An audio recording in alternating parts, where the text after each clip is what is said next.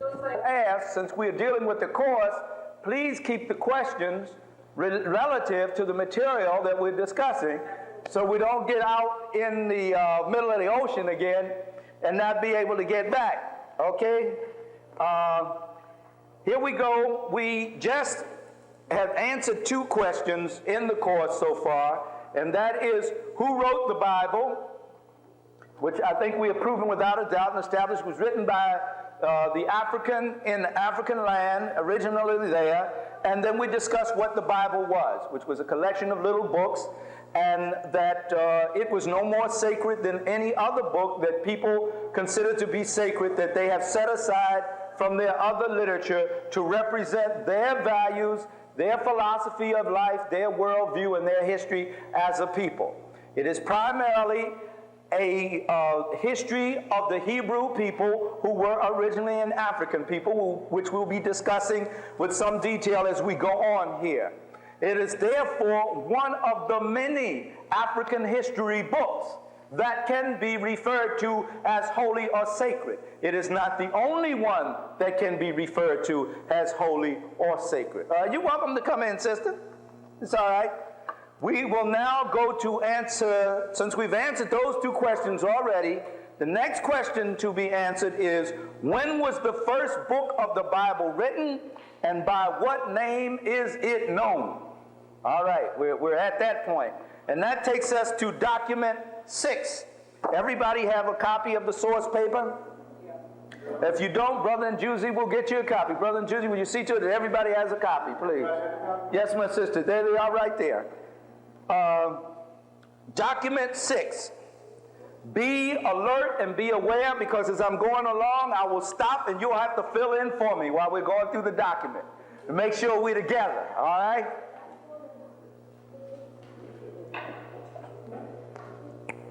Here we go on document 6.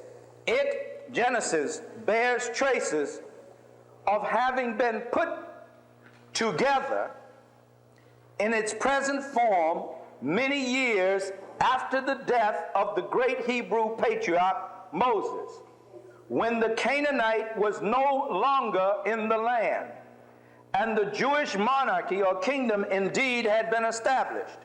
The two threads of narrative, primitive and priestly, are supposed to have been based upon older written accounts compiled from oral traditions and to have been put together from the present book of Genesis in the days of Ezra around 444 BCE. We're answering the question now with two documents.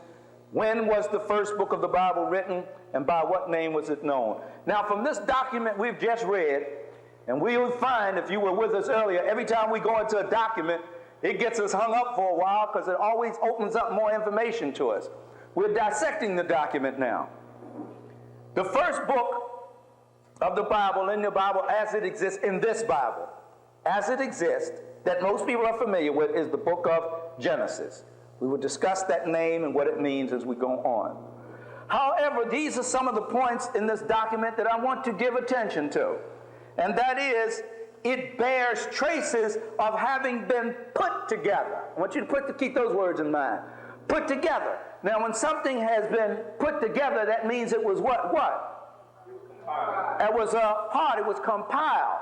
It was fragments. It was different sources put together. So the book of Genesis is not just one thing that descended out of heaven suddenly and somebody wrote it. It was put together, according to the Dumelo Bible commentary and others, put together in its present form. Now, present form suggests what? Genesis, Exodus. No, this book, we're just talking about the one book, Genesis. It's present form, huh? This is not the only way that it has been set down. Now, I'm careful to go over this because we have been taught that this is it. This is the only way it has ever been. This is the only way it's ever going to be. And this is the way you have to deal with it. So we have to clear that up and talk about when it was written and by what name it was known, all right? It was put together in its present form many years. How many? What? Many years. After the death of the Hebrew patriarch Moses. Now we'll discuss that in a minute why Moses is important here in talking about the book of Genesis. But it wasn't put together while he was alive. It was put together many years after his death. Now here's a clue that we're going to get into. When the Canaanite was no longer in the land. Now keep that in mind. When the Canaanite was no longer in the land. Now those are the parts of that document we're going to deal with. The first 5 books of the Bible in the Old Testament, Genesis, Exodus, Leviticus, Numbers, and Deuteronomy, are subtitled Genesis, the first book of Moses, Exodus, the second book of Moses, and so forth. That gives the indication that the books were in fact written by who? Moses. But is that so historically? Is that so historically? We're going to deal with that as we go on.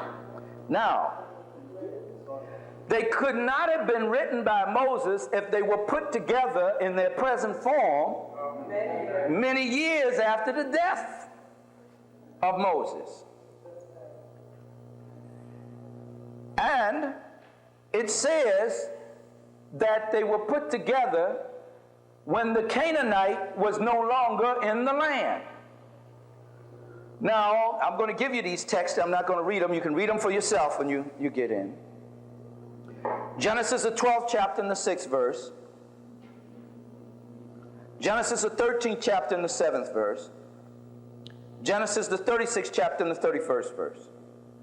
What are we looking for? What will you be looking for when you read those? No. What you're going to be looking for in there, I'm going to give you another text for the death of Moses in a minute. What you're going to be looking for when you read that is the mention of Abraham in the land of Canaan. All right?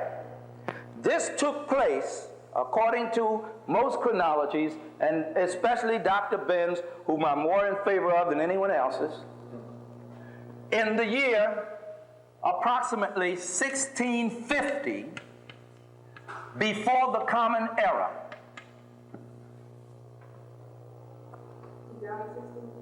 No, he was Abraham. I'm going to come back to Moses in a minute. Let me deal with the Canaanites, then I'm going to come back to Moses. All right? Hold it. Don't let me forget the point on Moses. 1650 is the year that approximately that Abraham journeyed in the land of Canaan. Now, what was he doing in the land of Canaan? He was leaving a place called Ur of Chaldea. Ur of Chaldea. Where was that? Somebody tell me. What is Mesopotamia? What does the word Mesopotamia mean? It's Greek for land between the two rivers. Land between the two rivers. I hope you can see this map here because that one's kind of small. Land between the two rivers in here, between the Tigris and Euphrates. Chaldea was in there. It was a land primarily dominated by black folks. There had been an influx of Eurasians and whites from the north who had pressed down on them. Originally, it was totally a black land because it was in the empire of Sumer, which was a land or empire of black people in that area of the world that they say was founded by representatives of Osir and Osset, or whom the Greeks call Isis and Osiris there. So it was a black land. Dr. Clark, Dr. John G. Jackson, and Man, God, and Civilization, the African presence in early Asia, Renoka Rashidi, a whole bunch of folk have testified to the fact that these, and document the fact that these were black people. Now, Abraham, who himself was a black man, was living in that land around 1675. He hurried up and left that land, took his family with him, trying to get out of that land to find another place to stay. Why? Because at that time, the Scythians, and I got to give you the story in the background so you see what's happening here. The Scythians were attacking from the north, putting pressure on the black people in that land, driving them further south and seeking to drive them out of the land. Now, who were the Scythians? According to Herodotus, whom we say was the father of what? Y'all that were here? History. Which history? Western history. Because other people were writing history thousands of years, but he didn't start writing until about 484. People were writing history before them because they were making history. He says that the Scythians themselves say that they were the youngest nation on earth. They were a white nation. And that they came from, their mother was a serpent. She was a woman who had the breast and the torso and the head of a woman and the body of a serpent. Now, in all mythology is a symbol of a historical fact. Keep that in mind, all right? All mythology is a symbol of historical fact. What did this woman with the body of a snake symbolize? According to Joel A. Rogers in the book, From Man to Superman, it symbolized what? The disease of, you're getting close. There was a disease in the ancient world called the disease of the viper. Today it is called, in modern terms, Dr. Felder, syphilis.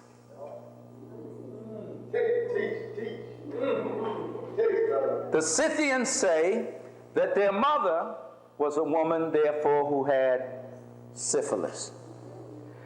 These Scythians, when they went into battle, I'm going to tell you why Abraham was trying to get out of there. When they went into battle, they wore a black cape, were buck naked. And the first person that they fell upon in battle, they bit them and drew blood from them. Hence, the legend of the vampires and Dracula. From man to Superman, from Superman to man, Joel A. Rogers documents that. These are the Scythians. Now, they are getting, and they never took baths. They never washed in water. What they took was called a hemp bath. A hemp bath, like a steam bath, but the hemp, as you inhale the hemp, it would make you high. It was a narcotic. So when they went into battle, here you got a person going into battle with a black cape, blind as a bat with cracked sunglasses on, and buck naked. You have an idea why Abraham was trying to get out of there? When they heard that the Scythians were coming? When the Scythians were about to attack Ur of Chaldea, come in, mother, Ur of Chaldea, he left with his family now. And this tradition went on because the Greeks, Abraham now takes his family and he goes and travels over down here through the Sinai Peninsula, and he wants to settle in this strip of land here called Canaan. It's called Palestine now, but it was called Canaan. The land of Canaan. What was the land of Canaan? Canaan, according to, and let's go in the Bible now, the 10th chapter of the book of Genesis. Y'all all right? You with me? Going to the 10th chapter of the book of Genesis.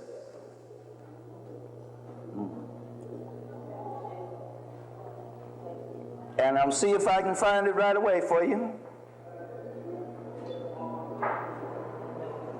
And the sons of verse 6, chapter 10, verse 6, and the sons of Ham, we'll deal with that Ham thing a little bit later, but they claimed that Ham was the ancestor of all black folks, so for the sake of argument, we'll deal with that right now, all right?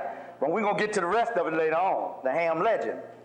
But Ham, these were his sons, Cush, Mizraim, the Greeks called Cush what? Ethiopia. Mizraim was the Hebrew for Egypt. Egypt, which should be called Kemet, that's right. Put, which was the land of Punt in the Sudan, what is today called Somaliland, and Canaan. So now, if Canaan and Mizraim and all of them were the sons of Ham, that would make them, by the Bible genealogy, what? We're going to deal with more historical information that would make them black. So Canaanites were black people. As a matter of fact, the Canaanites were called by the Greeks Phoenicians. The word Phoenician means red purple, from the word phoenix. That's spelled phoenix with the I-N-X. Phoenix, red purple, which was a description of the color of the people who were mahogany in color, which puts them, of course, in our spectrum. You can't stretch them out there with any stretch of imagination, although white folks can do that now. They can take jet black folks and make them Mediterranean Caucasians, But these were mahogany-colored people, therefore a member of our great family of Africans, the Canaanites, or the Phoenicians. They circumnavigated the world at one time, mostly in the service of Kemet, in the service of another black empire. They traveled over to America, what was called the Americas, about 800 BCE, in the service of the other Africans, in the service of the Kemetans, as Van Sertima has proven so well and others has proven for us. Now, Abraham said, I'm living here in Ur of Chaldea, in a high culture civilization, in a black man's land, being a black man, I enjoy staying here. But these cats with these capes and this getting high off these drugs are going to be here soon, and their armies are attacking from the north.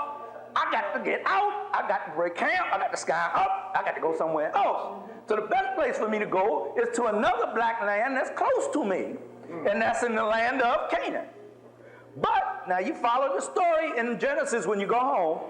I cannot settle in Canaan until I get permission from the people of whose empire has it as a tributary state. And that people is in Kemet. So I have to go to Kemet to get permission. That's what Abraham was doing down in what they call Egypt. That's why he was down in Pharaoh supposedly saw his wife and took his wife. If Pharaoh took his wife, no way he could get her back. No question, he could have talked about Jehovah, Yahweh, anything he wanted to. He could not have got her back. So that may or may not have happened. Anyway, he was there to get permission. First of all, Abraham could not talk face to face with the great Pharaoh, the son of Amun-Ra. He could not. Even his ministers couldn't talk to him face to face. They had to talk through an interpreter. So now a foreigner from somewhere else that's not even a king or a dignitary, he's just the lowly sheik with his family traveling on the desert, is going to stand and talk face to face with the king of this great empire? No way. But the Hebrews recorded it that way because they had to make their founding father look good. I mean, people wrote that way. He had to look good. But it's doubtful that he was able to talk to him like that. Now, when Abraham went into the land, the Canaanites were still in that land. In 1650, he started traveling there in 1675. When he finally settled down in the land of Canaan, 25 years later, a black leaving the land of the blacks to settle in the land of the blacks, having gotten permission from a black empire to do that. I want you to get this all clear now, because I got to get Carlton Heston and Elizabeth Taylor and all them people out your head. Out of your head. So I got to sit right who these people were. And we have other proof for it, but if you need, the Bible right there told you that Canaan was a son of Ham, which means he was one of us, which no question. Now, he settles there in about 1650. But the story about Abraham settling in Canaan was written long after the death of Moses, or put together after the death of Moses, and when the Canaanite was no longer in the land. Right. The people who were in the land when he got there in 1650, by the time the story was written, were no longer there. Is that clear? You got that? If it isn't, let me know. When was the Canaanite driven out of the land? According to the Bible, in 1st or 2nd Samuel, I didn't write the text down, but you'll find it in there. In the days of David, the second king of the African nation of Israel. We're going to prove that they were an African nation as we go on. That's when the Canaanites were finally driven out of the land of Canaan. What had happened, and I'm going to be honest with you, one group of black people committed genocide against another group of black people in the name of religion. Ain't no new thing. Black Muslims did that to the Western Sudanese Empire. So that happens. People do that. I never said we were perfect. I said at one time we were the best that the world is. We came closer to perfection than anybody else, but we weren't perfect and we never stayed close to perfect. We went in and out. So one black nation committed genocide. Now, granted, preachers will say to you and stand up and say, but they were heathen. They were worshiping strange gods. They were worshiping, they were doing all kind of ugly practices. Whenever one nation is about to attack another nation, they say what? The ugliest things they can find to say about them. Right about it. And if these nations were worshiping strange gods, what about the teraphim that Abraham had in his own tent? That he kept when his wife was trying to get his wife pregnant. He put it up underneath her, hoping it would give her power to conceive. Was he more heathen than they were? Did it give his ancestors a right, therefore, to go back and attack these people because of their system of belief?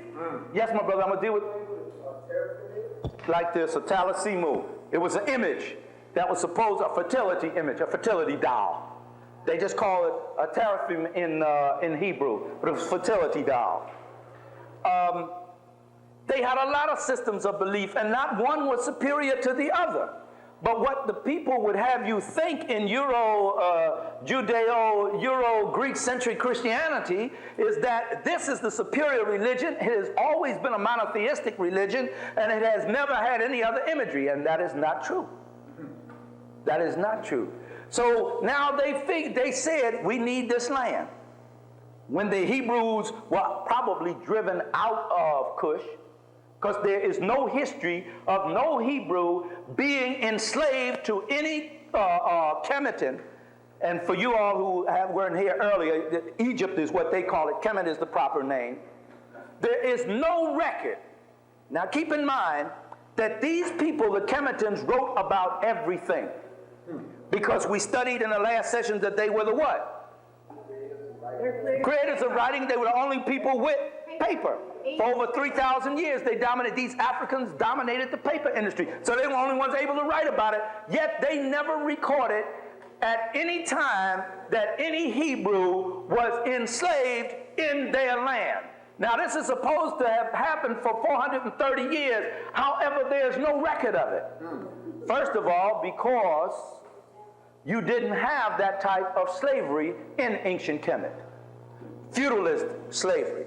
Slavery that depended on a system which feudalism depends on serfs or slaves to work the land and keep the rich in power. They didn't have that. The people, Dr. Diop tells us, and others tells us, Dr. Du Bois and others say that the people of Kemet were a very happy people.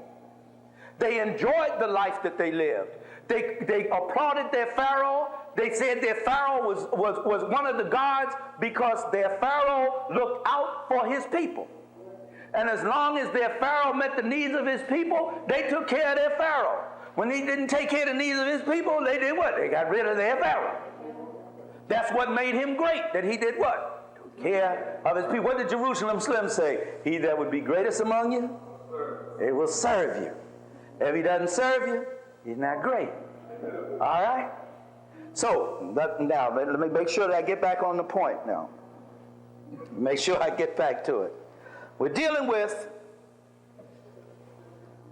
where was I before I got off there, please? A minute. There was no recording of Hebrews being slaves. There was no recording of Hebrews being slaves. None. In all of the time of the empire of the Kemetans, there were only 30,000 slaves. And they were prisoners, and most of them were Caucasians, who when they first entered the land did not know how to behave themselves, and they were thrown in jail. Out of a period of some 18,000 years that empire was in operation, there were no more than 30,000 slaves. Now, you talk about the Hebrews. who left, they said 600,000 men.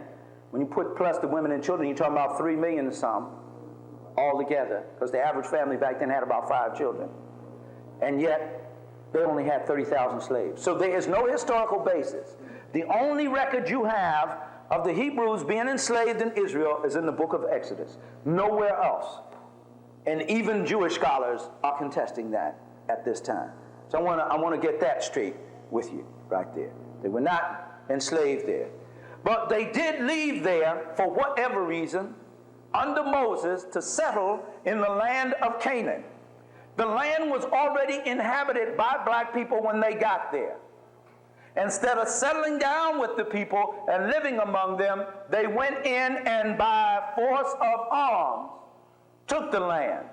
Now, when you read their scriptures, it says that God told them to take it. God told them to commit genocide. Even now to kill every man, well, it's in the book of Genesis, woman, child, every cow, every horse, everything that pisses against the wall, the scripture says. Now, human beings can always blame their atrocities on the Creator. The divine creative force in the universe that I respect and love and receive the energy of life from would not give the order of one people, especially one black people, to go in and commit total genocide on another. So that was one group, and I'm going to use this term, and it really fits here, group of niggers committing genocide against another. In this case, the Hebrews were wrong. I don't care how they justify it in their scripture. White folks justify it today, that if they had to come get us heathens and teach us about God, and that's why we had to serve them in slavery.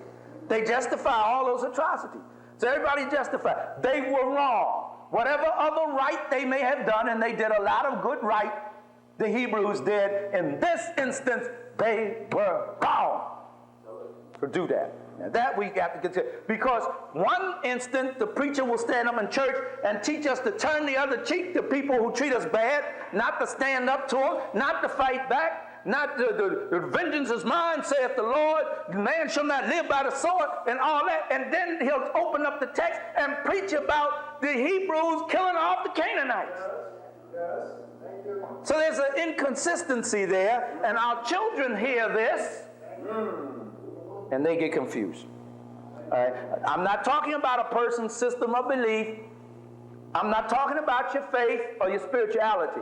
I'm talking about a record here that is telling the history of a people who did wrong. But they even said their wrong was holy and sanctified. That's how people are. So the book was written way after the Canaanite was exterminated from the land. And they were exterminated from the land about the year 1020 before the Common Era. Are you with me? Yeah. You all right? I'm going to open for question and answer because I see I might be getting into too much history for some of y'all. You're looking a little bored. 1020. And Abraham was there in 1650. Why am I putting emphasis on that? Once again, I'm trying to get rid of the illusion that the Bible, at the moment, whatever story they're telling, at the moment it happened, the heavens opened up, a voice came out and said, write this down now. Couldn't happen. Because he was there in 1650 and the Canaanites were still in the land. Moses was in the land till 1200 and something.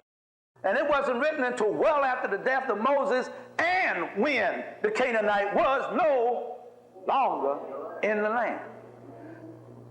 So now it could not have been written by God. It had to be written by men. Because if God wanted it to be recorded when it happened, he would have spoke it out to him then. Okay, but that's another thing. Because we discussed earlier, I wish you'd been here earlier, that the Bible is not one book, it's a number of independent records. The word Bible means that. Independent records, little books. All right, you still with me? All right, document 7. We're still trying to answer the question, When was the first book of the Bible written? And by what name was it known? Well, we know that this first book, Genesis, and we're going to discuss that name in a minute, was written at least after 1020 before the Common Era. We know that. We'll keep that in mind. It was not written while Moses was alive, not in its present form, as the document says. Document 7. Genesis is the first of the 5 books which compose the Pentateuch. We'll talk about that word in a minute. And deal with the history and religion of the who? Hebrews. Not the world.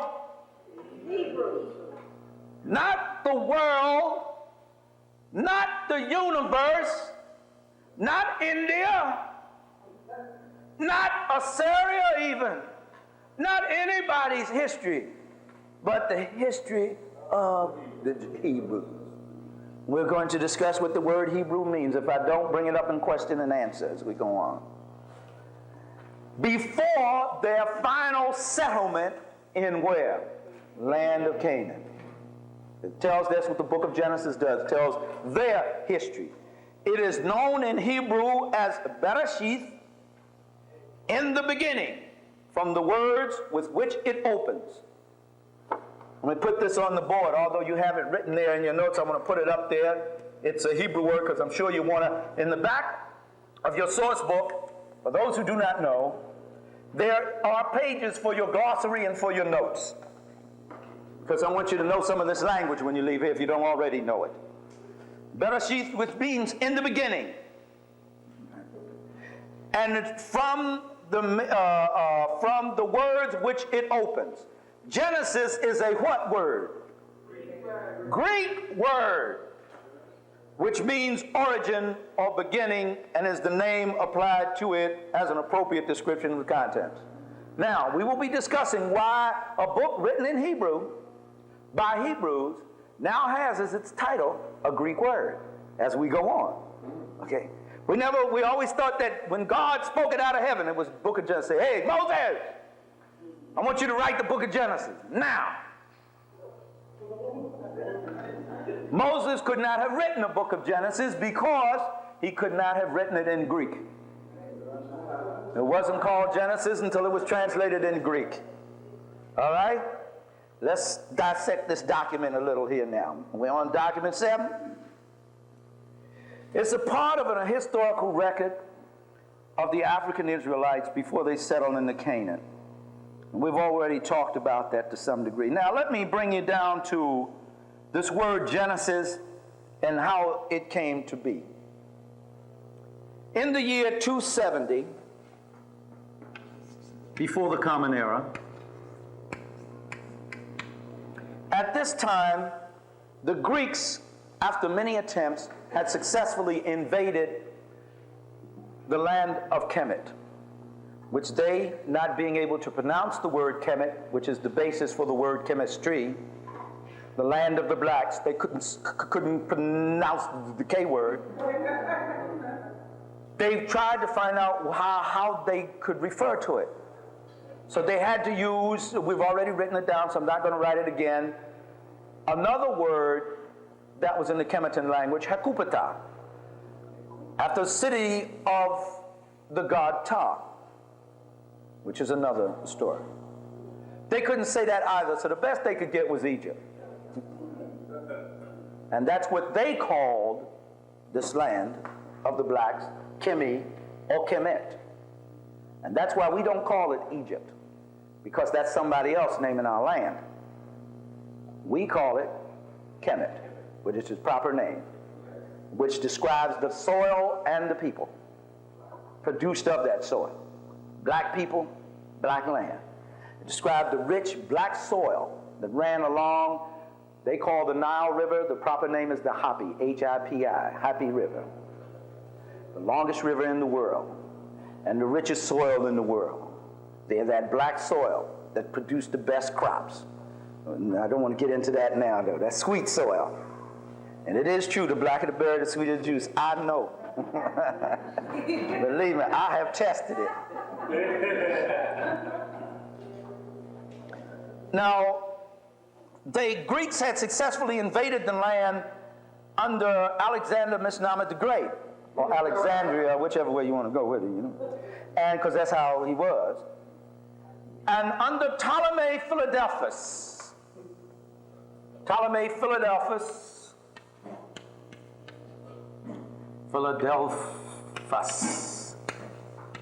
and Ptolemy is spelled with a T. Yeah, Philadelphus, who had been one of the generals under Alexander when the empire fell apart, was now ruling over the province of what they called Egypt. And one of the ways they had been able to come in and conquer this land of the blacks, this great empire that had existed for some 18,000 years before they arrived, this great empire that had so much knowledge that they just could not understand or contain it. And that which they did not understand, they burned up a lot of the books, we've already discussed that, and stole what they could. They figured that the only way that they would ever become a great nation, because the Greek city-states were constantly fighting among themselves, they had no knowledge, they had no science. The only way they could ever become a great nation is to find a way to steal this knowledge which was already existing in Africa. After all, their scholars had been studying in Africa for centuries and bringing this knowledge back. So now, they had first set up a research center, they set up the Alexandrian Library. And of the books, they realized, we have burned up all these books, man, we've destroyed, now we got to try to get some of this knowledge back. And that's when they started calling in scholars like Manitou, who set up the system, the dynastic system of counting the rulers of ancient Kemet. And they started calling in other scholars. And from Persia and other places, in India where they had been burning up books, to try to record this knowledge, but they wanted it all recorded in what? Greek. Why? Yeah. Huh? No, because they wanted to claim it. Yes. I want to ask a question. Why do they call Alexander the Great? We'll deal with that in the question and answer. Please bring that up. I'll be glad to deal with it. Okay, but I want you to hold your questions a minute. If you can. They wanted to steal it, as she said. They wanted to recast it in the image of white supremacy. Now, first, I destroyed this black knowledge as long as I had to give you credit for it.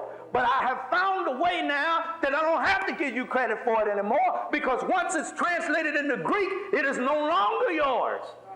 It's mine. You see how they did that? How they started that? And that's when Greek philosophy came about. Well, no Greek philosophy anyway. There still isn't any. Anyway. Yes, ma'am. They all based off of the Greek. Yeah, Pythagoras studied for 26 years in Kemet. Always, that's why it's so Greek. So the Greeks now, which was a very good move on their part, translate all this literature. And among the literature that they were translating at that time, they called in 72 Hebrew scholars who were primarily a black race, even after they had been mixed up with some Assyrian and after the Greek attack, they were still predominantly black people at the time. You had some light ones like some of us in there, but they were mostly very dark people, especially the tribe Jesus came from that produced the kings, the tribe of Judah. Very dark. The tribe of Levi, the priests, had to be jet black just to walk in the sanctuary. That was because they had to be kissed of the sun, but that's another thing. Maybe you want to bring that up in question and answer. Now, they brought in 72 scholars, put each one of them, they say, in a different stall, and began to translate the Old Testament of the Hebrews into what became known as the Septuagint. Septuagint. It means Greek for version of the 70. This is the first attempt in 270. Wait a minute, I'm going to have to erase something. 270 BC, the first attempt at Europeans to translate African scriptures, African textbooks, African knowledge and science into a European language. First time in the history of the world. 270. And we discussed earlier that the empire of Kemet had been in existence for at least 18,000 years before Jesus appeared on the scene. Your empire had been around and collected knowledge and built a complex body of scientific hard culture that was permeated all over the world. And it wasn't until 270 that any white man anywhere in the world attempted to begin to translate that into a European language.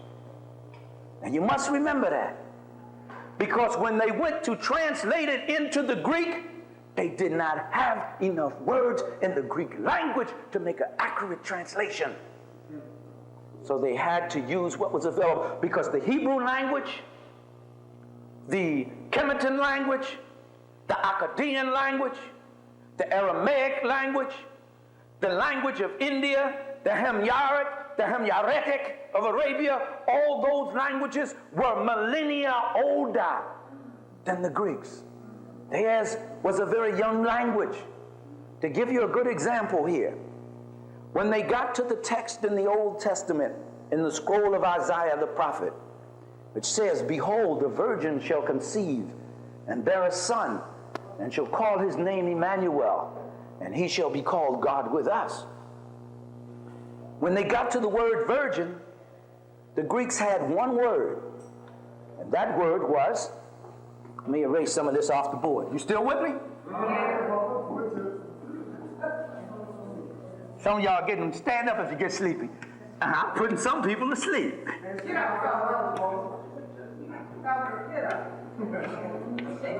That's the Greek.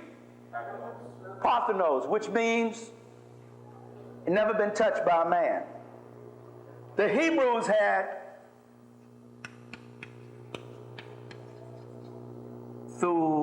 Bethula, Bethula,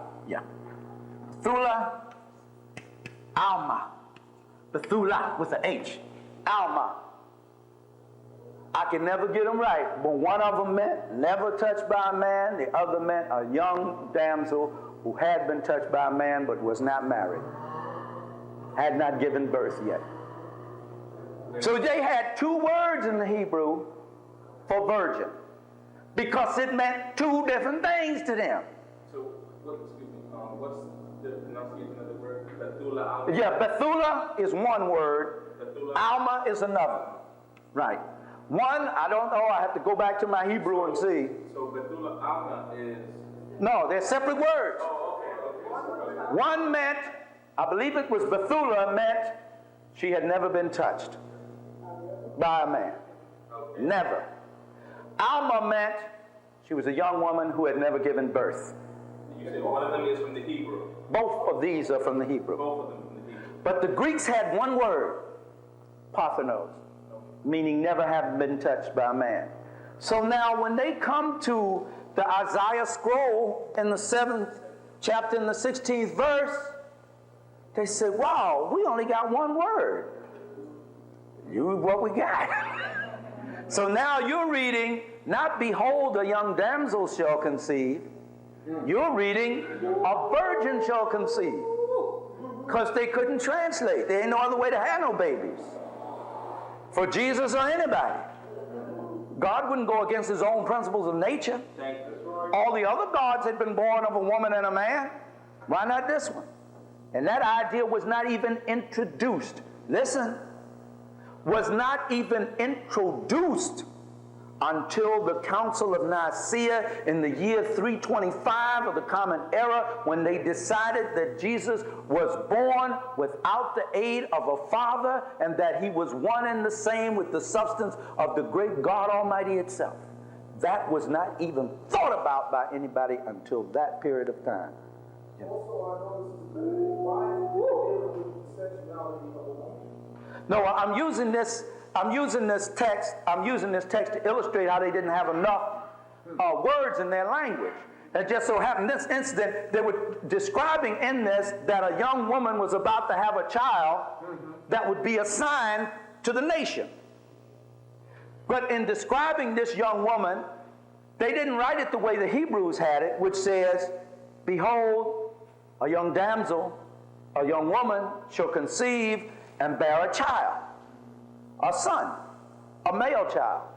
That's the way the Hebrews had it. The Greeks come along, they got confused because they didn't have any word to put in there for young woman. And the Hebrew word, that the two Hebrew words, both which could have been translated into English, virgin, meant something entirely different. Virgin could have meant with a man or without a man. There were two types of virgin in the Hebrew language. Am I making that clear? But in the Greek language, there was only one kind. So when the Greeks got ready to translate from these two words, they didn't have any more words, so they said, we'll use what we got, virgin. So now you think the woman had a child without a man. I'm trying to show you just this one sleight of the pen confused people for several millennia. Yes, ma'am. Is that the reason why the two churches split up? We'll discuss that in question and answer. Please bring that up during question and answer, because I want to try to stay on the subject matter now. Okay, you're still with me. Now that gives an example there that the Greeks, now, and shall bear a son and shall call his name Manuel. Now, in the New Translation, it says, God with us. In the Hebrew, and I translated it from the Hebrew when I was in the seminary, it says, God is with us, which means when you go out on a mission or you've asked God to help you and you go to do something and you go to encourage a brother and sister, what do you say? God be with you. God is with us. You think we're going to win? Yeah, we're going to win. Why are we going to win? God is with us. God is on our side. But no, they messed it up and it became God came down out the sky and is now here with us and came here through a woman who had never been touched by a man. All because they didn't have enough words in their language to give you an accurate translation. You get the point now? They just started out in innocence, maybe. Think that was innocently done. They started out in the first translation messing the book up when they take it from its original African tongues. All right? You there with me now? Okay. That was in 270, right? And the document goes on to say that in its, well, please hold your questions until question and answer. Write them down. Says that the book in its was not compiled until, let me see, in the beginning, origin, ability. Let me see if I've covered all of that. Okay, I think I've dealt with that. The Pentateuch, that's the word I needed to deal with there, right? Yeah. Pentateuch. We're still on document 7.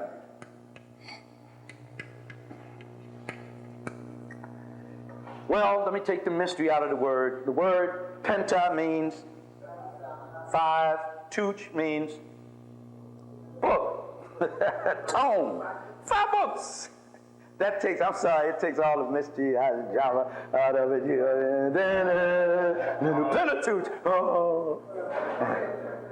And preachers love to do that too, man. They love to drape stuff on, you know. And the Pentateuch. And you be saying, oh, Jesus.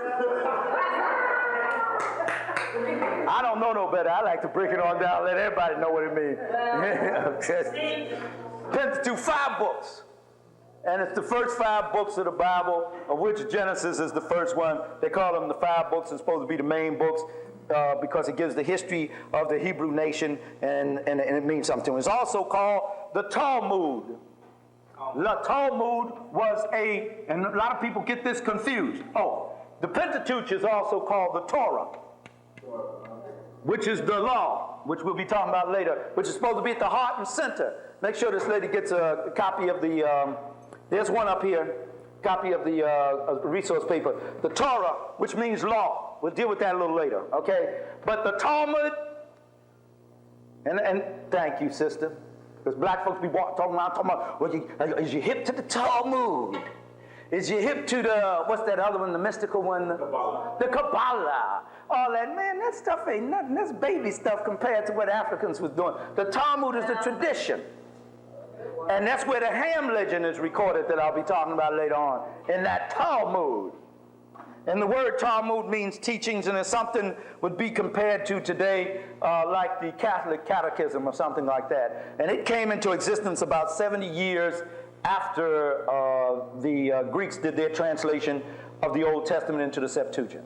Now, the New Testament hadn't come along now. It was these Old Testament. And at the time that they made the translation, they broke up the books. There were many more books. They ended up with only 39 of them. There were many more books in circulation at the time. The same thing they did with the New Testament. Now, we move on to document 9. You get back to Septuagint, mean great version of the 70s? Version of the 70s. Great version. Version of the 70s. Yeah, let me finish telling you that story too. Y'all let me get away with that. They brought these Hebrews in and had them translate, and the legend says that each one of them brought his translation in Greek back, and that they all, even though they were in different booths, matched one another. Now, you know, that doesn't happen with humans. And there were 2 who were set as chiefs. However, that's how it became the version of the 70. It was a version of the 70 because they had 70 scholars work on it. 72 altogether. There was 2 supervisors and the rest were scribes, 70 scribes. And that's what it took because it was an awful lot of scrolls to translate. I mean, it's not like you can pick up this book now and you got the 39 books of the Old Testament. You got all them big scrolls and things they had to translate from. And they had to translate by hand. They wasn't typesetting and using computers and word processing. They was doing it by hand and with pens and quills. They didn't have ballpoint pens even. Quill. Huh? 12? I forgot the time period. Was it 12 years? 12 years, yeah. It took them a while. Now, document 9. Jews and Christians alike have what? Moses, the great lawgiver and leader of the Hebrews at the time of the Exodus, the author of the book of Genesis. In fact, it's called the first book of Moses, and we're going to deal with that as we go on. But I want to put emphasis on the words in this document, and what do you think is the word that really gets my attention? Consider. And who considers it? Jews and Christians. That doesn't mean that it was necessarily so. It doesn't mean that everybody else has to believe that. It doesn't mean that they can prove it. It just means that they consider it. That it is tradition. Not historical fact, tradition.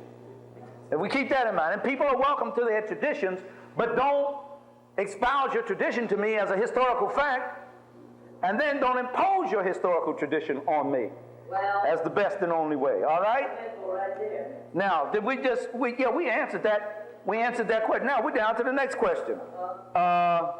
Who was the author of the book of Genesis where we are now?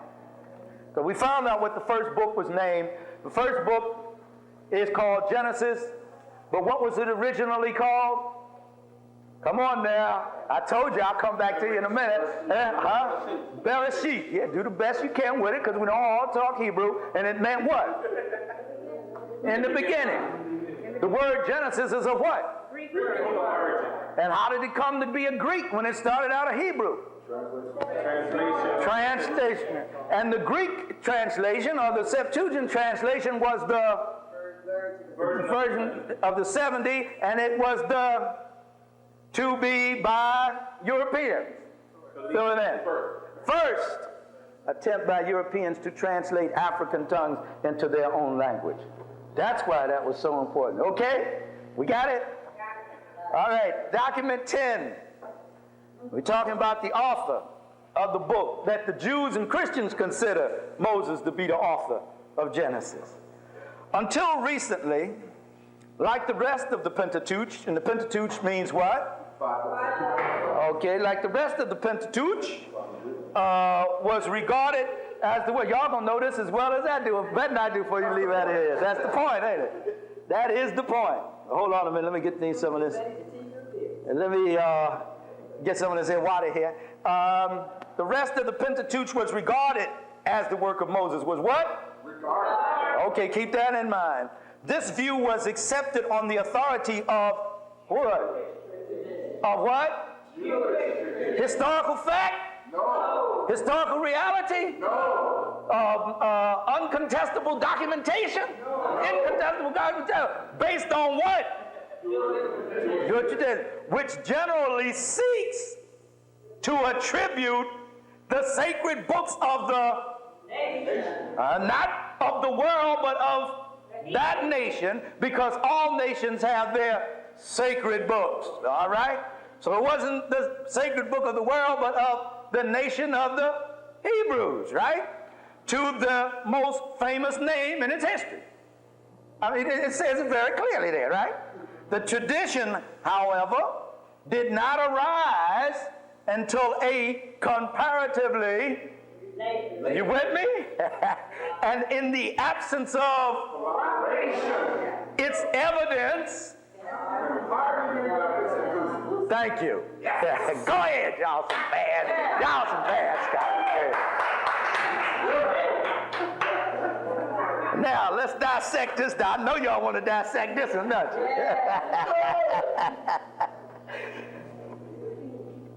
This view is accepted only on the authority of Jewish tradition. We ain't got nothing else to go on. I think we've dealt with that. Like folklore. Yeah. And that they, like most other people, attribute their books to great names out of the history. What it was like is almost like a dedication. I dedicate this book to. Or this book is written in the tradition of the teachings of Moses. Not that Moses wrote it, but this is the tradition, this is the type of teaching that Moses gave to us that is passed down to generation to generation of Hebrews, and I'm writing it in the name of this tradition. Therefore, it is a book of Moses, because I am intellectually a child of Moses. I could do the same thing with Dr. Ben. Say, this is the gospel according to Dr. Ben. Ishakamusa could be writing it, but it's written in the tradition of Dr. Ben. And I could be quoting him and say, this is what Dr. Ben told me relevant to this gospel. So that's what happened there. So it's not the book of Moses. Because folks got numbers, books and stuff in their house, and the lost books of Moses, and trying to get that right figure and everything. I understand, you're trying to make ends meet.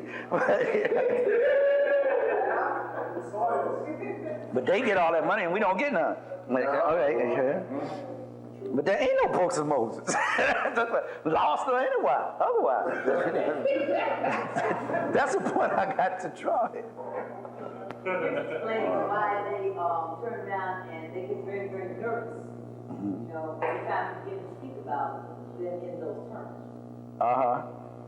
Okay, let me get back to the document. We're going to have question and answer because y'all will get me out there. I won't get back. Let me get, especially you, Reverend.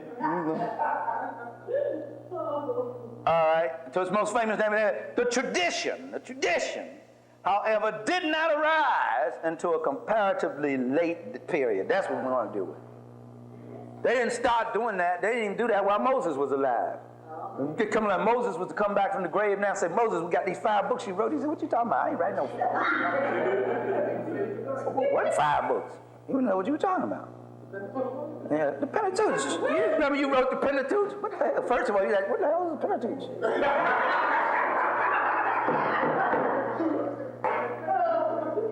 They recorded it, right? Oh, he could write because he had studied in the high culture system. Oh, he went way up in there. I'll talk about that later. Oh, he had an education now. He had the best education that the world had to offer that was coming out of Africa at the time. And he probably did some writing, but he wouldn't know nothing about this Pentateuch. First of all, he probably didn't write Greek. Nobody gives a damn about the Greek language. It's probably my language, French. Nobody cared about the Greek language. The Greeks were the people of no consequence. They may not even have the developed language at that time. And it took them a while well, that's another story. Let me get back to this now. Let me show you some examples of these books and when they came to pass in the Old Testament. And again, I have to keep putting emphasis on that thing. I've got to destroy this fantasy about these books dropping out of the sky. And they dropped out of the sky at the very moment that the incident they're talking about is supposed to have happened. I have to deal with that. Like we noticed that the story about Abraham in 1650 was written sometime well after 1020. Well, I'm getting ready to tell you how well after it was. The first fragments of the book of Genesis were not recorded until about 850 before the Common Era. I got in this book, African Genesis. I track it. I get into some detail on that. Because in the story of creation alone, you got 2 or 3 different stories in the book of Genesis. The book of Genesis is not one book. Not only is the Bible a collection of many little books, the book of Genesis itself is a combination of many other books and stories. You have 2 different stories about the creation there. Let me illustrate. One is called the J document, and one is called the P document.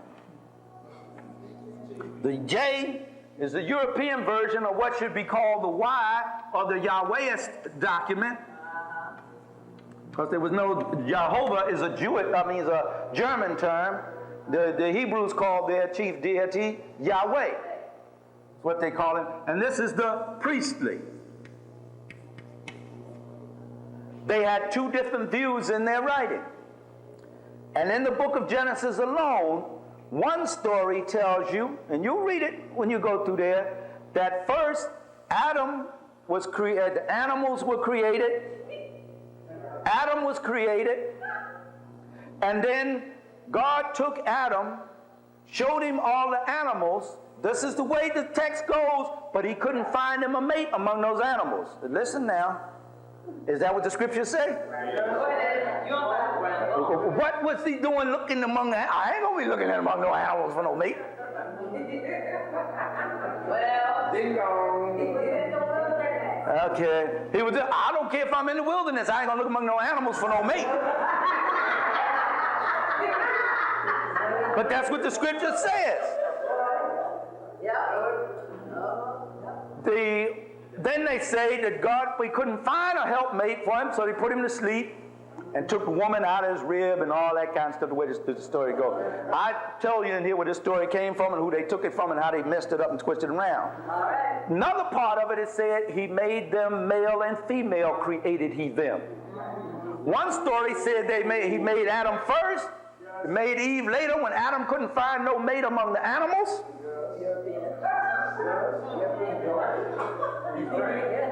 And the next story says, but he created them male, female created he them. And blessed them and said, be fruitful and multiply. Now there's only one way to be fruitful and multiply unless you're the devil and trying to use two test tubes. The only one way I know to be fruitful and multiply. It was a blessing. It was a blessing that God gave, that they done made it dirty and nasty and evil because the way they go about it.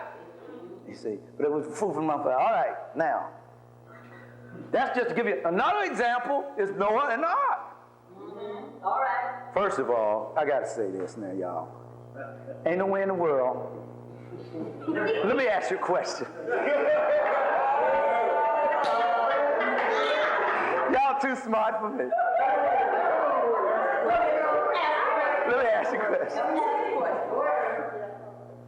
Are we in agreement that the divine creator in the universe, God Almighty, made every animal in the world? Every insect? Let me tell you something. There are over 800,000 different insects. Species, not different species. I'm not talking about a subspecies. 800,000 species of insects alone.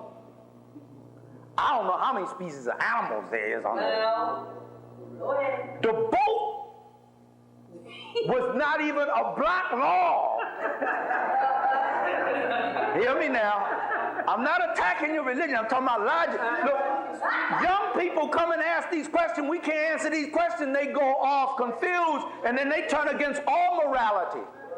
Because we sound like absolute foolish children telling them that this mythology is real instead of what it is. It's a symbol that represents something. But when you keep telling them the symbol is real, they can't accept this Walt Disney thing and go with it. So they go to another false sense of reality out in them streets. So you got to correct this. If you want to pull them back in these churches and these things, you got to correct some of this, right? And here he put them on the boat. But no, wait a minute. One part of the text said he brought the animals 2 by 2. You read further on, he said he brought 7 of the clean and 2 of the unclean. Now what does that mean? First of all, there's a discrepancy. It's either 2 by 2 or it's 7 by 2. What is it? Okay? So obviously, now God don't make no mistakes. Right. So this cannot be the unadulterated word of God, or you wouldn't have that discrepancy in there. Just like he either made man and brought woman out of him, or he made male and female. Now God would know what he did. All right. He wouldn't mess up and say, well, did I make them both at once? I made him first and then second. He'd know exactly what he did. So this has to be the work of human beings. True. But see, in that text, wouldn't it imply that there were 7 sets of male and female? Because when I read it, that's what I kind of get. Said he brought them 2 by 2. Right. And then it goes on and says later, he brought 2 by 2 of the unclean and 7 of the clean. Now in Noah's day, the Mosaic law wasn't even in existence. This was during the time of the flood. According to them, the Mosaic law didn't come till the days of Moses, about 1200 and something. The flood took place about 4500 BCE, and it was a flood that happened in Mesopotamia. And it didn't happen all over the world. It just flooded the deuce out of Persia, where he lived. But to them, it was the whole world because it was flooding their world. And they got the story,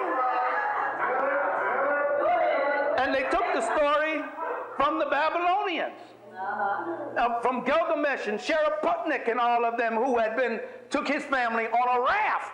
He was badder than Noah. He put all the animals and stuff on a raft. So the objective was to illustrate a principle. Historically, a flood had taken place. Yes, it had drowned the world, their world, what they knew of the world.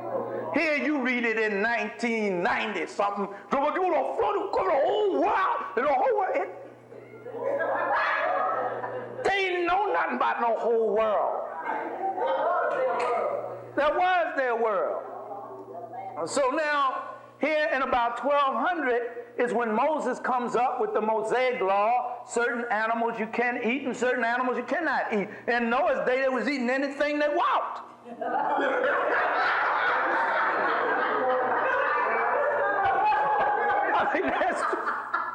I mean, if it didn't happen until Moses told them to do it, then what was Noah doing?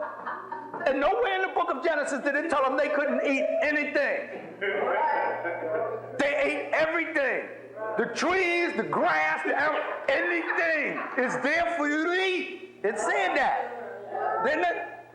It's in the book of Exodus, Leviticus, that it starts talking about, well, you can't eat this one, and you can eat that one, and you can't eat, well, I can understand, but that pig is nasty as it is now. But they start putting the animals aside. But here's my point.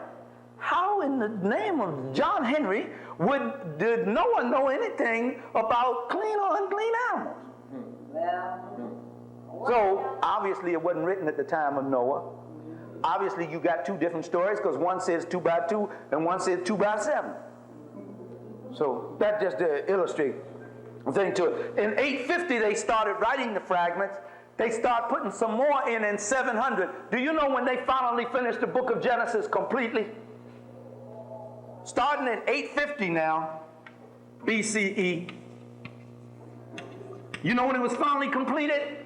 90 of the common era, of our era, at the Council of Jamnia, by a group of,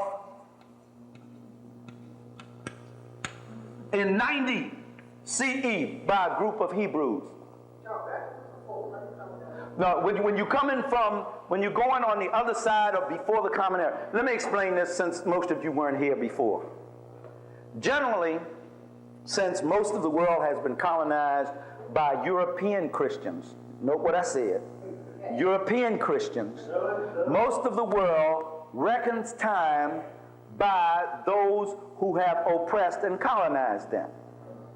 And the pivotal event, the singular event upon which that time is predicated, is supposed to be the birth of Jesus in European Christianity. Actually, they say, if you were going by this accurately, everything that happened before the birth of Jesus is called BC, before Christ. Everything that happened after the birth of Jesus is called Anno Domino, in the year of our Lord. However, that's arrogant because not everybody accepts Jesus as their Lord. And when you force people to reckon time by your concept of God and by your deity, you therefore force them to accept your culture, and they are even bound even by the reckoning of time. They are colonized to your culture. So Doc Ben came along and put it to BCE, before the Common Era, and CE, the Common Era, since so many people were into it. The Muslim calendar doesn't date it that way. It dates it from the Hijra. The Hebrew calendar doesn't. The Mayan calendar, the Aztec calendar, the Inca calendar didn't. So many calendars didn't. So we just, to keep you from throwing you too far off track, we call it CE and BC. Now, when you're counting from before the Common Era, the date goes from the largest one. I start the historical period at 18,000 BCE. Most people start at 3,500, but I went through that earlier why I started 18,000. And you count down towards what is supposed to be the birth of Christ. And then from there, you count up, because suppose it started a new era, up into our time. Actually, the birth of Christ, you would think if you were going accurately by this system, BC and AD, Jesus would have been born when? No, I'm talking about year.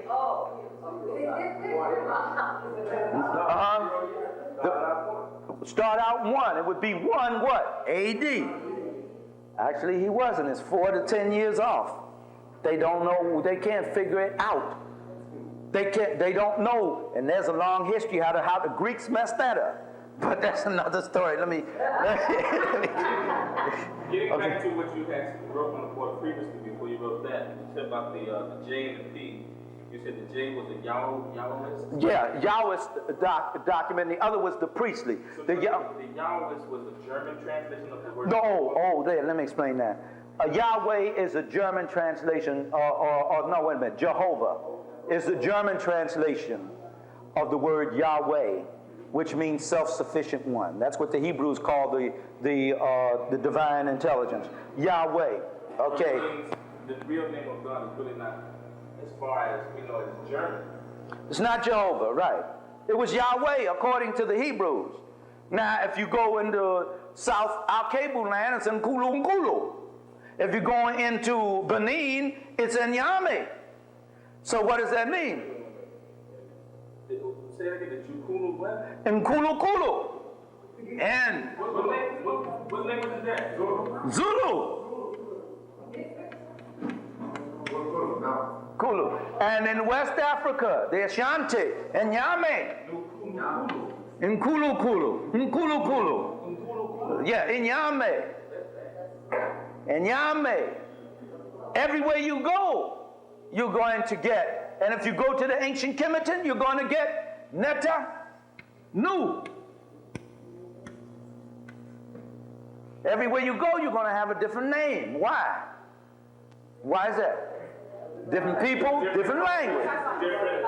Talking about the same thing. Do you know, as I study history, I was surprised how many different words you come across that describes black people in ancient history. Why do you think that is? Because black people went everywhere. So every language in the world has something to describe black people. So what's Netanu again? Netanu, that's the one almighty God. What language? If I understand. That's Kemeton. Ancient Kemeton. Yeah, Kemetic language. Okay, I think it's time for us to take a break here because people getting up and leaving me now. Let me see if I can finish this one up. I'm trying to answer this question. We'll take a break for some question and answers. All right. Where was I? Oh, we were talking about the books. Oh, 850. Yeah, BCE. 700 BCE. 850 BCE, they put together one story. That is the old story. That's the Yahwehist version, the J version. In 700, the priestly version, they began to interject their version of the story. And then in about 580, they tried to combine the two stories together in the book of Genesis, of the creation and the beginning of the world. They tried to synthesize the text. They weren't able to complete that task until 90 of the Common Era. All that time, they were editing, changing, rewriting, interjecting, taking out, putting in. Now, of God, how can you do that? Well, different people. Yeah, but you understand what I'm talking about? How can you do that? It's going to remain the same. It's not going to change. Because the one thing when you think of the Creator, you think of what? Constant. Consistency. It's not going to change. Because there's always change going on in nature. However, the principles of nature remain unchanged. Yeah. If all of this history is factual, how come a lot of other professors in universities don't say this? You go to any theological, and it's a good question, you go to any theological institution where there are predominantly white people and they will teach you this. You go where there are colored people and they will have to teach it the way that they are told to teach it in order to keep us thinking the way we have to think. Some few, like Dr. Jacob Justice, who taught me in the seminary, I learned this in the seminary, that taught me these things. When you're a seminarian, you learn one of the first things you learn about is the J document and the P document. I didn't even know there was no J or P document until I got to seminary. One of the first things they teach you about. You learn that there's two different stories in there. Because there's certain professors who are teaching in universities who are known Christians. Fundamentalist. But see, there's a difference. The fundamentalist Christian believes this, that the Bible, exactly the way it's written, that's it. Despite the contradiction, the confusion, or anything. The nominal Christians do not believe that. Nominal Christians. Yeah, the nominal Christians go by matter of interpretation. The fundamentalists believe word for word, jot and tittle. Has never been changed, never will be changed, has always been. You can show them the contradictions, they don't care. Any type of proselytizing orthodoxy is ignorance because it seeks to limit the level of one's thinking. That's what you got to keep in mind. Whenever people come up to you and say they're trying to save your soul or they're trying to save you, I appreciate your concern for my soul and your love for me, but I do not want you juggling with my mind. You cannot limit my mind. Now, if what you tell me you believe, I'll listen to and I'll encourage you and defend your right to believe it. But if you tell me that's the only way to believe and that my mind has to stop right there with what you know and don't go any further than what you know, then we got a problem. We got a problem. Because the divine creator gave us of all the gifts that any creature on earth has ever been endowed with. There is none greater in all of creation, none more awesome, none more magnificent than the human brain. Amen. Right there. Yes, sir. In certain religions, it is considered a sin to stay right there and not to grow. Yeah, in the most ancient religions it is. Only in these new baby religions over the last few thousand years. Wow. But the older religions, it is a sin to stay because, as Dr. Hill will tell you, and you've heard me say, science preceded religion. Why? That sounds strange to you? No. Because science came from what? Where did astrology come from? Astrology is a science. It came from asking the first question. And what was the first question? Where we at and how we get here? You heard that joke about them special Indians, didn't you? Oh, not Indians, Native Americans. And they got to one mountain, and what they said, we at? That's what they were called. But anyway, that's the first question. Some comedians can say it. I can't say it, but you know what I'm thinking. Where we at? And how did we get here? And in their endeavor to answer that question was born science.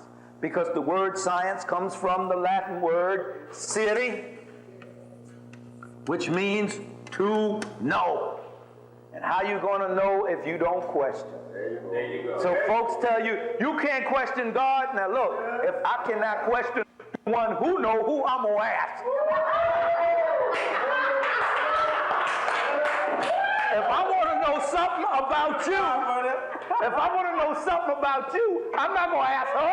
I'm going to ask you. There you go. There you go. But if you tell me I can't question you, I'll never get to know you. So, see, the Creator, that's man talking. I brought that out to illustrate. That's man talking. The Creator wants you to question. Gave you this mind. This thing is so fabulous. It has between 10 and 20 billion. Let me put the word on the board.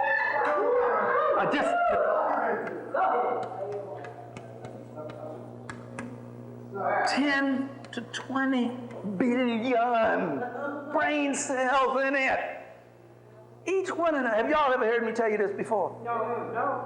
Each one of these brain cells is capable of performing at least 5 functions. It's capable of receiving information, recording information, storing information, retrieving information, transmitting information. Each one of them can hold approximately a 300-page volume. 10 to 20 billion of them.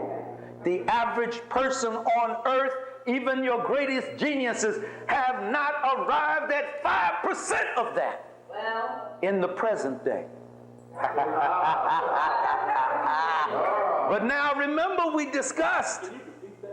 Huh? Can you repeat that? All right. Can you repeat that, please? Please. Yes, my sister. Why so many people project so much now? No, hold that question, because I want to answer that. I'm going to deal with that. Hold that question, please. That's a good question. I know, silly question. No question that is sincere is ever silly. Okay, and hold that one. I'm going to open for questions because y'all got some good stuff that you're going to ask. I want to hear. Each brain cell. Now, most of us, there's 10 to 20 billion brain cells in your dome. Everybody got them. Everybody. And each one of those brain cells are capable of receiving, recording, storing, recalling, and transmitting information. The average brain cell can hold in and of itself approximately a 300-page volume. Does that give you some idea of what the capability of the human brain is? So that's how that man, that black man, was able to rebuild the city of Chicago just by memory. Yeah, the city of D.C., yeah. And also John Baptiste with the city of Los Angeles. Hold that, because there's a special tribe he came from. I'll tell you about that. Bring that one up too. Hold that. Okay. Now, but let me deal with this though. 5%. In the present day, nobody uses more than 5% of that. Some say 10%. Now, the latest thing all right, 10%. Give it 10% if you want it. Still don't say nothing. 10 to 20 billion. That's in the present day. However, if you will recall when we studied earlier, Africans built something. What was it? The Great Pyramid of Giza that what? Nobody on earth today, no government, no technology, or anything can duplicate. So if there is nobody on earth today of all the sciences and genii on the earth today who cannot rebuild this structure, duplicate this structure built by Africans in the sand down by the Nile River 5 millennia ago, what does that say about the brain power of that African compared to the genii of today? But no, I don't want to stop there. In so much as you are a composite of the atoms and molecules of your ancestors. What does that say about your potential brain power today? Now, hold on. I don't care if you only went to the first grade or no grade. I don't care how far you got in school. What does that say about your potential brain power? Well, Why is it that no matter what the condition they put you under, if they put you into something, you not only survive, but if they let you get in it, you get better at it than anybody else? all right. Yes, sir. Am I lying? No. Is that true? If they'd have thought we were really inferior and they knew we weren't because they knew we taught them everything they knew, they wouldn't have feared us reading a book in antebellum slavery. That's right. That's right. But they came up with a statement, and you know it so well. If you give a nigger a mile, or give him an inch, he'll take a mile. Because it's in the nature of the African, when he's uninhibited, to do great things. I want you to think about that. If you don't think about nothing else. When you look at our children and they say, I have trouble with mathematics and chemistry, they have no business. The only reason why they have problems with chemistry and mathematics and other subjects of science is because they're taught to them in the context of Eurocentric acculturation and the image of white supremacy. However, if they were taught to them in the context of their own African-centered being, they snap them up just like that. They snap them up just like that. So, if we can jump rope better than anybody else, we can chase a ball better than them Negroes can do some thing with that ball. That proved that we had to be gods and goddesses one time. Be flying through the air and doing all kind of stuff with the ball. If we can do that with a ball, that says to us the very same thing. Listen now, making the connection. That thing that had you pumped up, fired up, all dynamic to do what you did in the Nile Valley 5,000 years ago is still in you. But since you're not free to build a pyramid, you got to put the action on the ball. But when we take it beyond the ball, ain't no stopping us. Now, just that knowledge alone, just that knowledge alone, and constantly reinforcing and reaffirming that knowledge to yourself and to our children will help to continue to water the seeds of liberation. They can't escape that. You will know then that there is nothing that you cannot do. That's right. I mean, this stuff these black people did, Van Sertima can say that so well. He said when you read about them, you read about extraordinary people. They were. They were called what did the Greeks call them when they saw them? Magicians. Magi. We did magic. It wasn't magic to us. Because we did it every day. It was a part of our learning and culture. Talking about that, let me get back to this and close this text out, and I'm going to have a question and answer. But them brain cells got me going. That's something. They can take your body away from you. But as long as you got your mind, they ain't got nothing. As long as you keep your mind intact. You may have to go to work with them every day. You may have to face and be around them. But as long as you got your mind, and I like the way Jesse said, don't let them break your spirit. As long as you keep your spirit and your mind, you are the giant. If you don't believe you're the giant, get you some pictures of the Ramesseum and all them great statues, and those of you who made the travel over to Kemet and took pictures of all those statues and everything, pull those pictures out, blow them up, put them on the bathroom mirror, put them on the dressing room mirror, put them on the refrigerator door, put them in the car visor, and whenever somebody tries to play you down, whenever one of them crackers make you feel like you ain't nothing, make you feel so bad, and they feel like you see them walking with them guns, and they more powerful than you, and they run the world, and they got everything. You pull that picture and look down at it, and then ask yourself, who's the giant here? Who's the giant and who's the king? That'll straighten it out for you. No matter where you are, in jail or anywhere.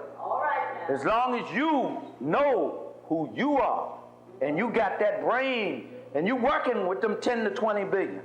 We got a long ways to go with them. But you keep working with them, you never run out of them. Don't be afraid. Oh, my brain hurting, I'm running. It's not going to run out on you. Keep working with it. You got 10 to 20 billion. All right, I think we have answered this question about this, the question we had here of dealing with, I believe it was, who was the author of the book of Genesis? We don't know. There was a bunch of them. Moses. Okay, now we're going to open for question and answer. We're going to take a break and we're going to come back and try to cap this up with some more documentation. All right? All right. Is that all right with you? Okay. Somebody had some questions for me.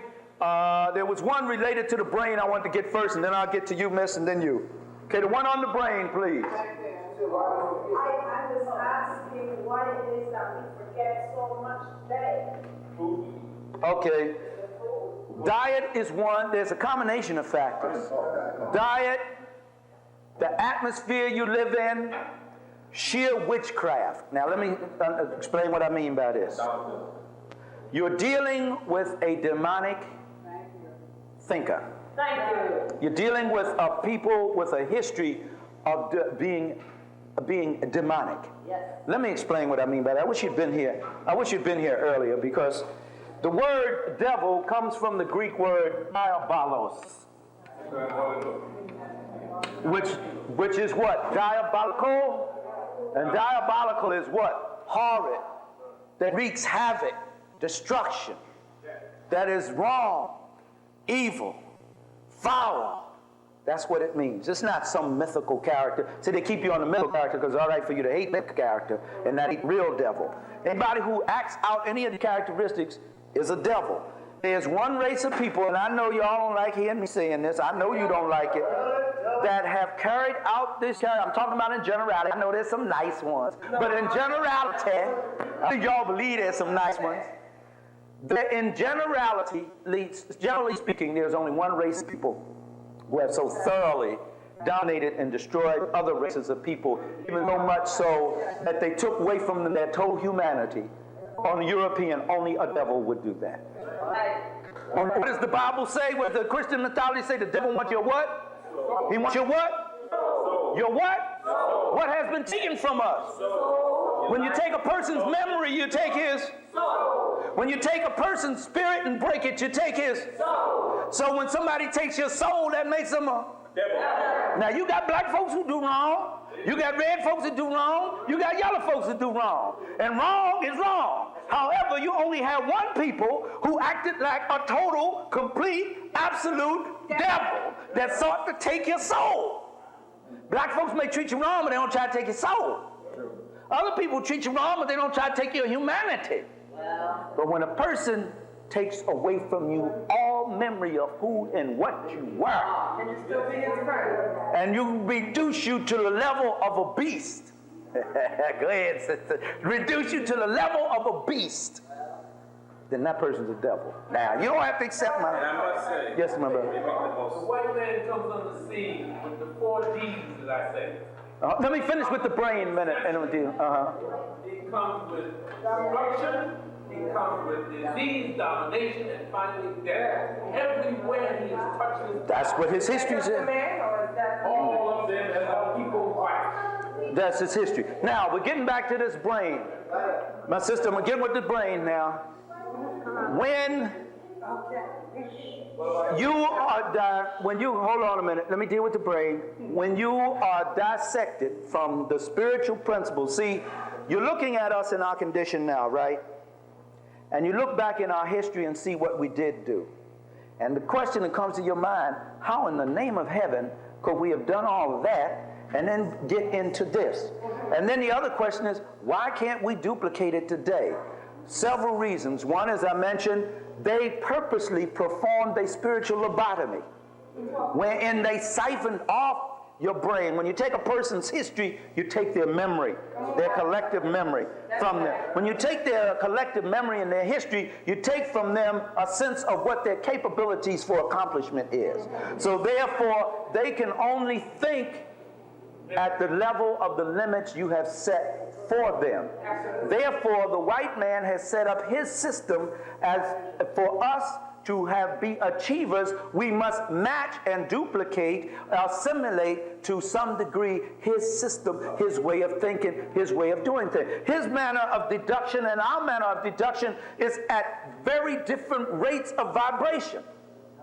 His is on a slower rate of vibration, so he has to slow it down to a painful, methodic route of learning and transferring information. Now, it takes you 4 years in college to learn what it only takes 6 months for you to pick up on and put in a practical experience because of his system, and he uses that as a standard. Now, you get in that, our children get in that, and their minds are used to going, if you don't think so, listen to the rap. Those words be going so fast. I said, what the deuce did he say? My children can tell me exactly what he said.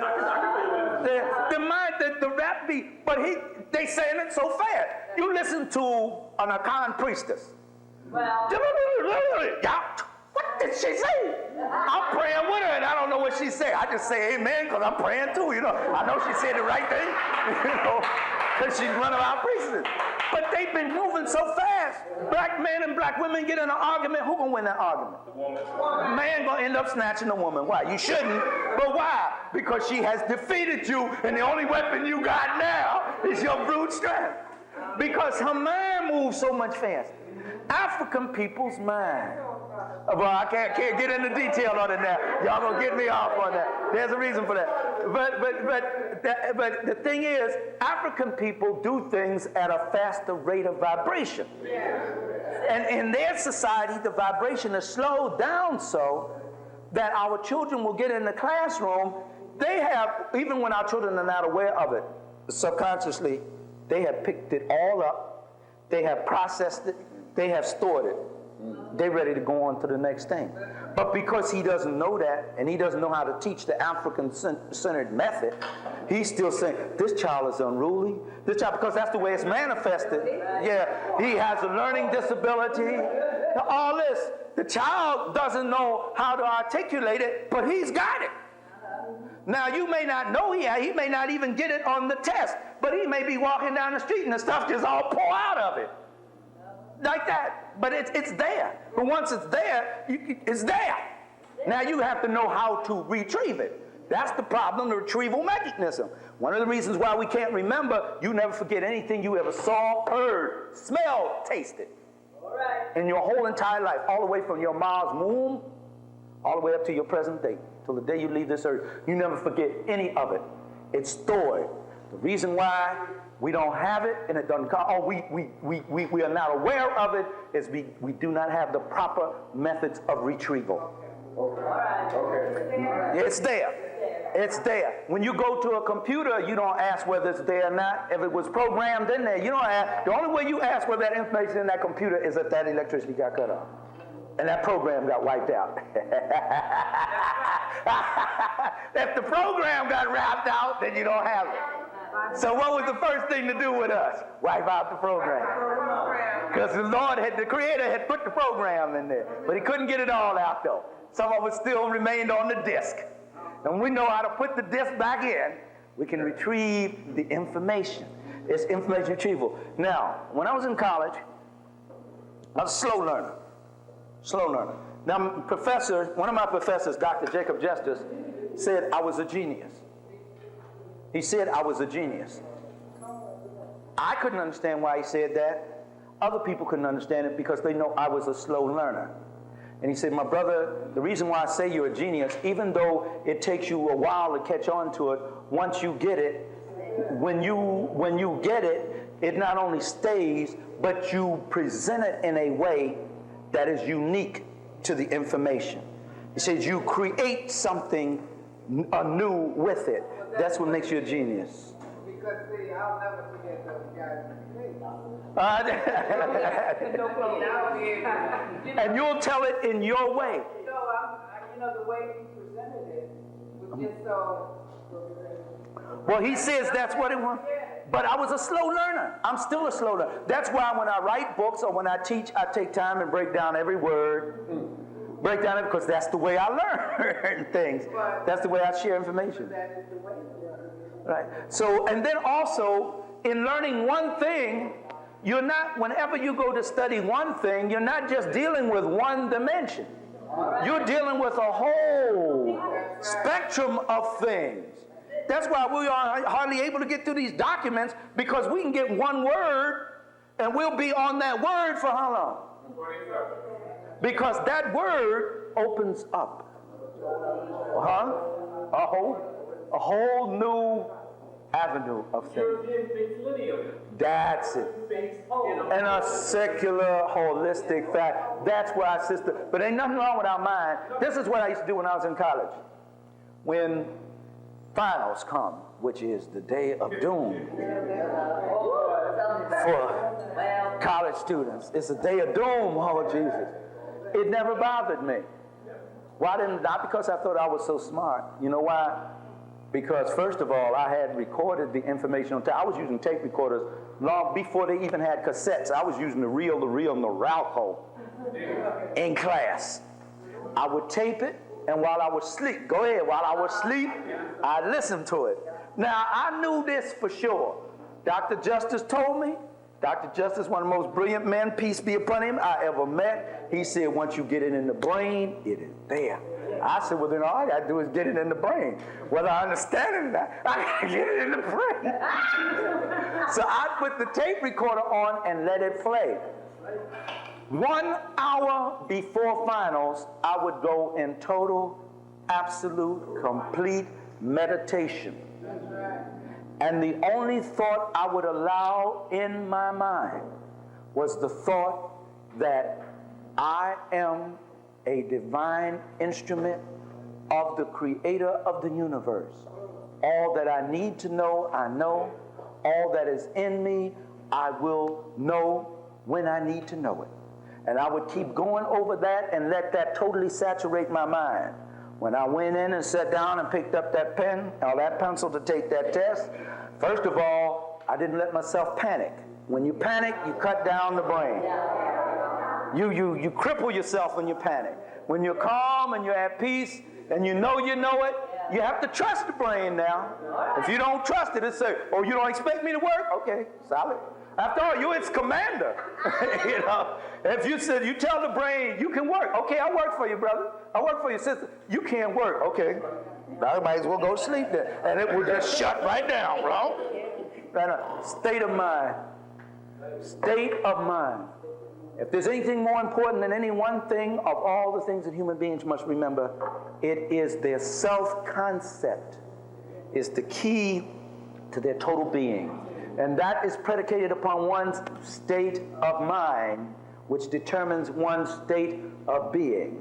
And key and central to that is one's understanding of their place in the history of the cosmos. Now, once you get those things hooked up, your mind will perform for you. Everybody in here can do that. Everybody. It's just that you have to take control of your mind.